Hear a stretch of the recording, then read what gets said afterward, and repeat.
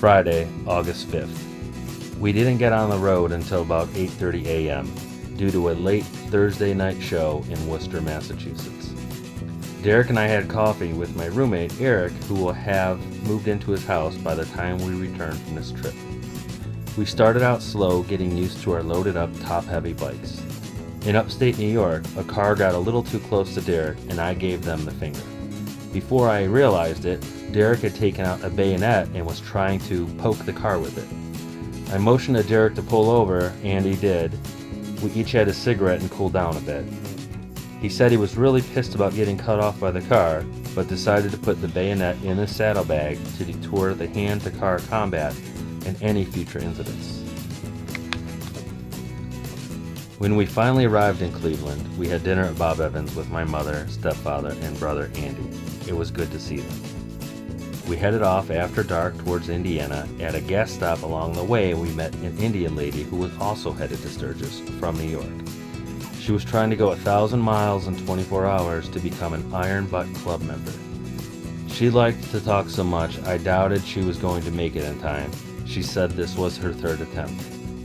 At the same gas stop in Ohio, someone who lived nearby wanted to use Derek's phone. She locked herself out of her house.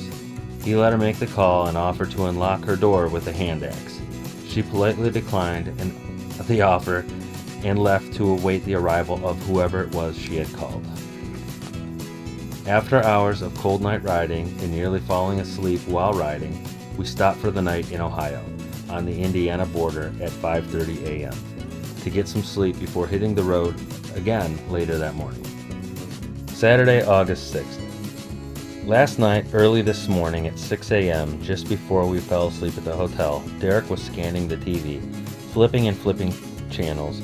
It wasn't until the third time around the menu that I looked over to say, "What are you doing?" He had fallen asleep with his hand on the remote. After sleeping that morning, we reached Indiana, one exit away from the hotel. Soon after, we passed through Gary, Indiana, on our way to Chicago. What a shithole. Once you reach Chicago, there's no mistaking it. The traffic is awful for about 40 miles. We got off an exit to take some pictures with the Sears Tower. After our pictures, we hit the toll road out of town. One of the tolls we pulled over to gather some change when a woman in a minivan asked if we were headed to Sturgis and offered to pay our tolls. We talked briefly and she said she had been to the rally 10 times. We stopped for the night in Madison, Wisconsin, where we repaired an electronic trouble Derek was having with his bike: lights, turn signals, and speedometer. Rather than continue riding in the dark until 5 a.m. like we had the night before, we decided to find a hotel. They don't sell beer at the store after 9 p.m. in Madison. We went to a local restaurant where we could get a beer and met a waitress named Danielle. She talked about the local area with us and we paid our bill. We rode back to the hotel and turned in for the night. Sunday, August 7th. We left Madison at about noon. Travel was good until the middle of Minnesota, where we encountered Asshole Guy. In front of us, a single rider was giving the finger to traffic across the highway median, which seemed odd. After a car passed him, he pulled up to a group of 3 bikes, 2 of which had passengers on the back. Asshole Guy was swerving between the lead 2 bikes, challenging them to a fight. He wanted to get physical while riding. One of the guys motioned to pull over, but Asshole Guy got way too close, as if he was going to kick or punch, actually touching the face of one of the riders. When we got a break in the traffic, we passed the stupidity as fast as our bikes would take us. At the next gas stop, I pulled out my ball-peen hammer in case we ran into the crazed asshole rider, figuring since he doesn't like to pull over, maybe he likes to receive whacks from a hammer while riding. Fortunately, we didn't see him again. A hose came loose for my fuel, but we quickly repaired it at the next gas stop and hit the road. At the end of the night, we pulled off to a town called Montrose on a country road. I thought I had a flat tire, only to pull over and realize I was on a gravel road. So with a quick cigarette and a swig of Jack Daniels, we were on our way to Cameroon, where we found a little motel at 10 p.m. after about 500 miles of riding that day. Monday, August 8th. We left Cameroon at 8:30 a.m., but picked up an hour as we passed from central to mountain time zones. As we hit the Badlands, the scenery changed from flat plains to what looked like the floor of an ocean from long ago. I overheard someone at the gas station prior mention the temperature was going to be 105 degrees. As we traveled, I wondered why it was so difficult for the settlers to pass through this land. After 60 miles, I realized just how hard it can be. The road was hot, the bikes were hot, and we were hot, so Derek and I pulled over for some water. Once we hit Rapid City, it seemed like we had arrived, but we hadn't. We had about 50 miles of road through the mountains to go. To make matters worse, we were stuck between packs of sightseeing bikers. It seemed like forever until we were ahead of them. Once we arrived, we pulled into a small parking lot. Derek made a tight turn, and I thought to myself I wouldn't be able to make that, and just as soon as the thought was over, so was Derek's bike, right on its side. Luckily it landed on the foot peg, no more damage than a bruised ego. As night fell, we headed into Central City for some food, which of course included a few beers. We met a gentleman who introduced himself as Fathead. He was the owner of Fathead's House of Fluids. He had a logo of a dancer on a pole with the words, "We support single moms," above it. Fathead came over to talk to us after he noticed our bikes, which he referred to as old looking on purpose. Out front of the shop, he showed us some bikes that were featured in magazines, which I instantly recognized. After Fathead's, we headed over to Deadwood for a beer at a place called Saloon 10, I believe.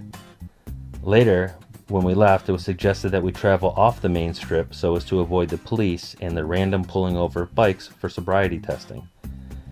So we did, and not soon after, on a windy mountain road, we were pulled over by the police. I thought, that's it, we're fucked. At first, the two riders in front of me were forced to the side of the road, and for a split second I thought I might be spared. But it wasn't to be, as the second cruiser pulled me over. I shut off my engine and pulled out my wallet. Two police officers asked me for my license, registration, and proof of insurance. One of the cops started conversation, and I thought there's no way they would not know that I had been drinking. Of course they could tell. So when asked if I had been drinking, I told them I had 2 beers. When we left the saloon, I had to slam the second one.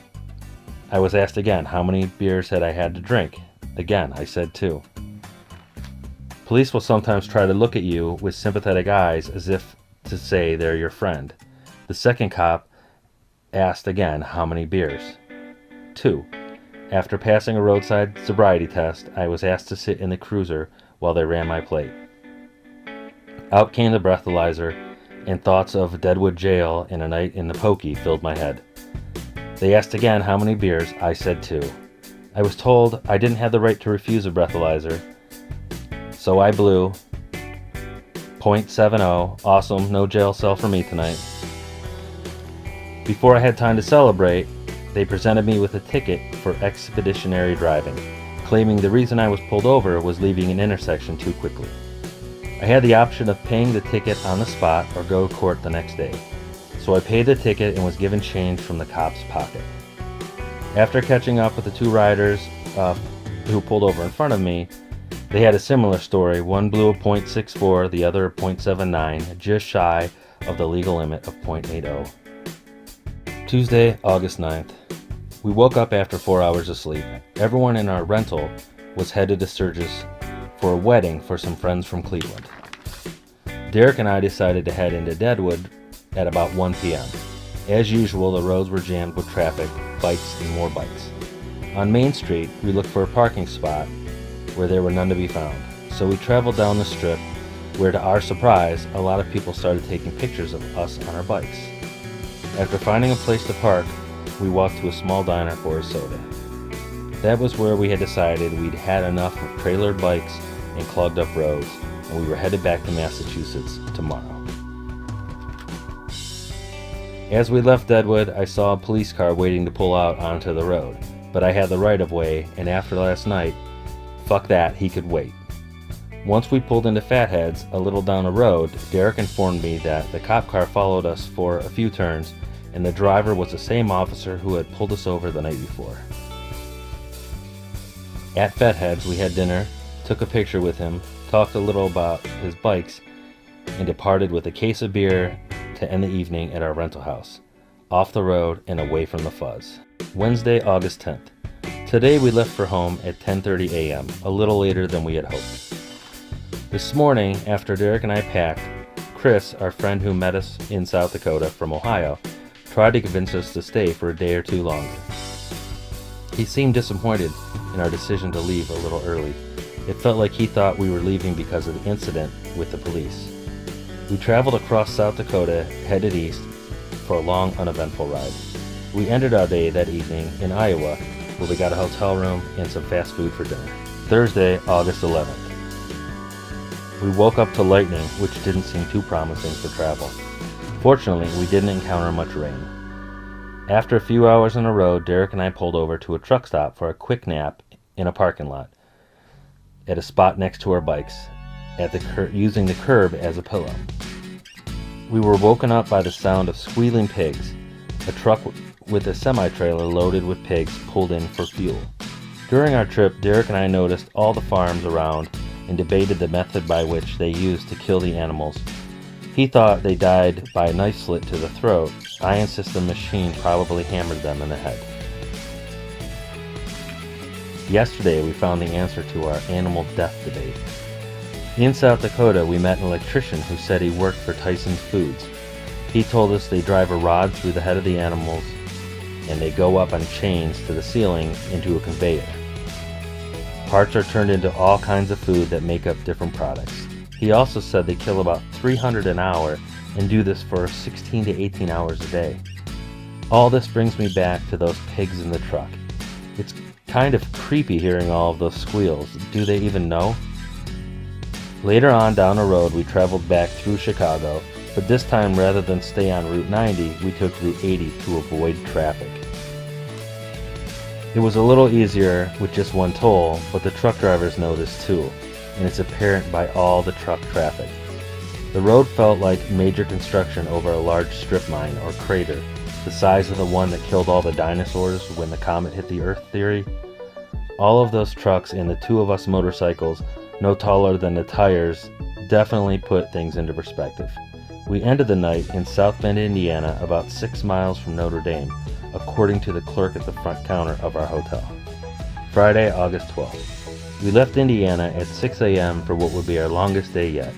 We traveled and stopped at a service area in western Ohio. Nasty, west of Sandusky, home of Cedar Point. The restrooms look like nasty prison toilets, according to Derek. I'd have to agree. Red tile from the 70s, messy, broken soap and paper towel dispensers. Leave it to Cleveland to put two 45-degree turns into Route 90. Dead man's curve. You better slow down or you'll end up in the wall. We stopped at Bob Evans to have lunch with my dad, after which we set off for the final leg of our ride, the last 570 miles. So far we'd encountered very little rain. The further east we headed, the darker it got above. The clouds kept building, and by the time we got to Utica, it started to rain. It rained so much that we had to pull over. Neither Derek nor I was able to see well enough, and cars were getting uncomfortably close behind us before veering around to pass. 40 miles later, we pulled into a rest area where we decided to take a nap. Derek and I both woke up on our bikes after about an hour and a half from rain running off our helmets and down our necks. When we awoke, I was so tired I forgot where I was and why I was wearing a helmet. We met another rider at this stop who was also trying to make it home. He was having the same trouble with the rain. It was amazing that at every stop we would meet either somebody headed to or see other bikes coming from South Dakota. It wasn't until our last stop in Massachusetts that we were the only riders coming from the rally. We had a coffee and talked a little about the past week, what we had seen and experienced. It was an exhausting trip, riding 7 of the past 8 days, through major cities, cornfields, high desert, and back again. From the Berkshires of Massachusetts to the Black Hills of South Dakota. Round trip. Sturgis Motorcycle Rally 2005, 3,918 miles.